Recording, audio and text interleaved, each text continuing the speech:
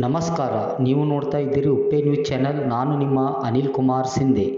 ಬೀದರ್ ಲೋಕಸಭೆ ಚುನಾವಣೆಯ ಪ್ರಯುಕ್ತ ಇಂದು ಮಾಜಿ ಸಚಿವರಾದ ಸನ್ಮಾನ್ಯ ಶ್ರೀ ರಾಜಶೇಖರ್ ಬಿ ಪಾಟೀಲ್ ಅವರು ಕಾಂಗ್ರೆಸ್ ಪಕ್ಷದ ಅಭ್ಯರ್ಥಿಯಾದ ಸಾಗರ್ ಖಂಡ್ರೆ ಅವರ ಪರವಾಗಿ ಹುಮ್ನಾಬಾದ್ ಮತಕ್ಷೇತ್ರ, ಕುಡಂಬಲ್ ಜಿಲ್ಲಾ ಪಂಚಾಯಿತಿ ವ್ಯಾಪ್ತಿಯ ಕುಡಂಬಲ್, ಮುಸ್ತರಿವಾಡಿ, ಮುದ್ನಾಳ್, ಇಟಗ, ಬೆಳಖಂಡಿ, ರಾಂಪುರ್ ಗ್ರಾಮಗಳಿಗೆ ಭೇಟಿಯಾಗಿ ಗ್ರಾಮಸ್ಥರಲ್ಲಿ ಮತವನ್ನು ಯಾಚಿಸಿದರು.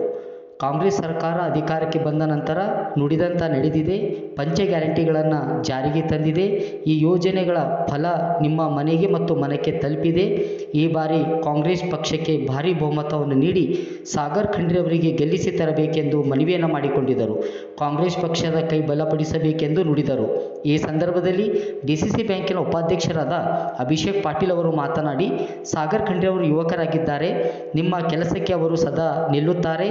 ಎಲ್ಲ ಸಮಾಜದ ಸಮುದಾಯದನ್ನು ತೆಗೆದುಕೊಂಡು ಹೋಗುವ ಸರಳ, ಸಜ್ಜನಿಕೆ ಮತ್ತು ಪ್ರಾಮಾಣಿಕ ವ್ಯಕ್ತಿ ಅವರು ಆಗಿದ್ದಾರೆ. ಅದಕ್ಕಾಗಿ ತಾವು ತಮ್ಮ ಅಮೂಲ್ಯವಾದ ಮತವನ್ನು ನೀಡಿ ಲೋಕಸಭೆಗೆ ಆಯ್ಕೆ ಮಾಡಿ ಕಳಿಸಲು ಆಶೀರ್ವಾದ ನೀಡಬೇಕು ಎಂದು ಮನವಿ ಮಾಡಿದ್ದರು. ಈ ಸಂದರ್ಭದಲ್ಲಿ ಪಕ್ಷದ ಮುಖಂಡರಾದ ದತ್ಕುಮಾರ್ ಚಿದ್ರಿ, ಬುಳ್ಳಾ, ಮಾಜಿ ಪಂಚಾಯತ್ ಅಧ್ಯಕ್ಷರಾದ ಭಾರತಿಬಾಯಿ ಪಾಟೀಲ್, ರಮೇಶ್ ದಾಕುಳ್ಗಿ, ಪಕ್ಷದ ಮುಖಂಡರು, ಊರಿನ ಹಿರಿಯರು ಹಾಗೂ ಊರಿನ ಜನರು ಭಾಗವಹಿಸಿದ್ದರು.